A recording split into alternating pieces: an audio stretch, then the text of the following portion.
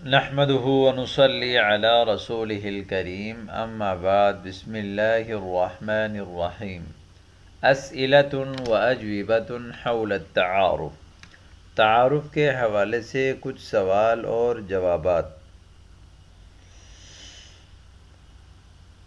N بیتک، آپ کا گھر کہاں ہے؟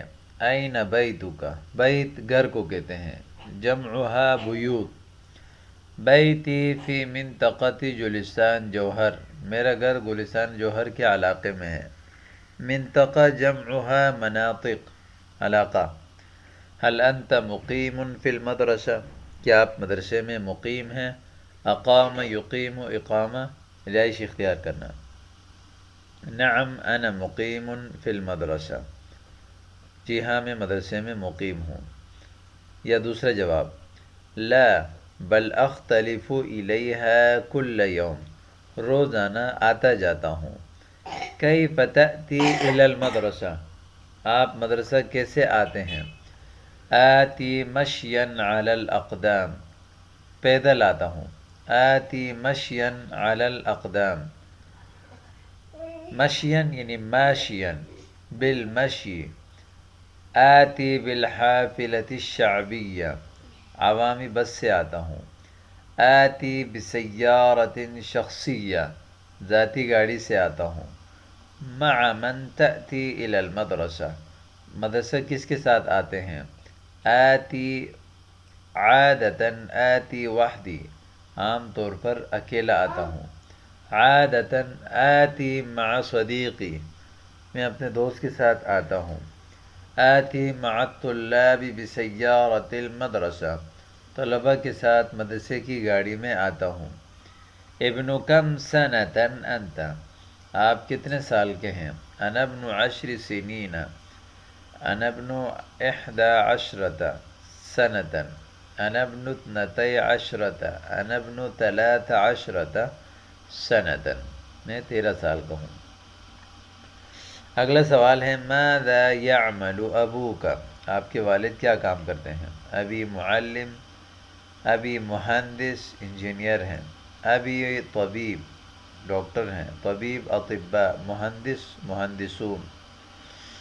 ابی موظف فی دائرۃ حکومیہ، حکومتی شعبے میں ملازم ہیں۔ موظفون اس کی جمع ہے، دائرہ دوائر۔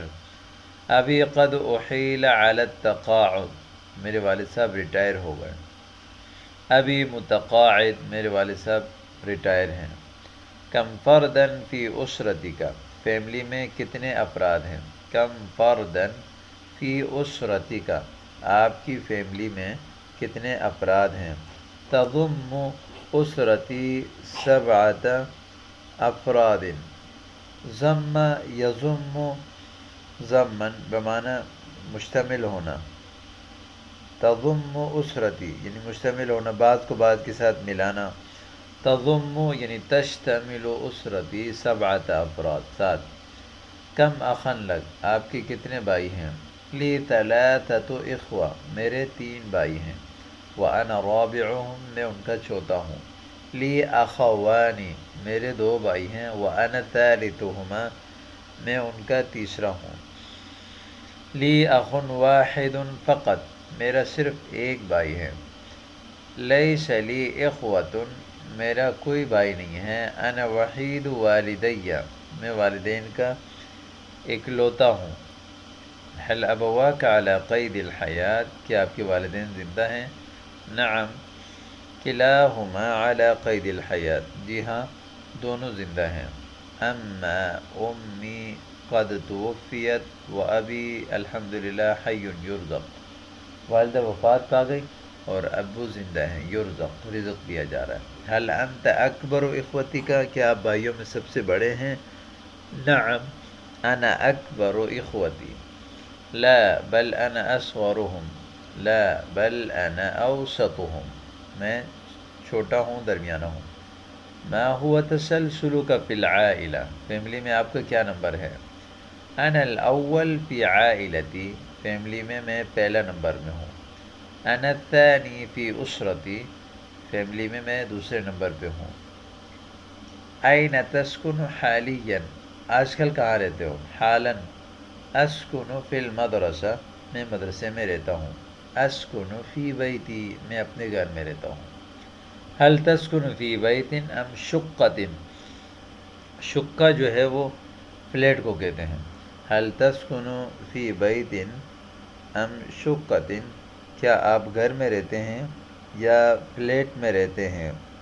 حل تسکن فی بیت ام شقۃ.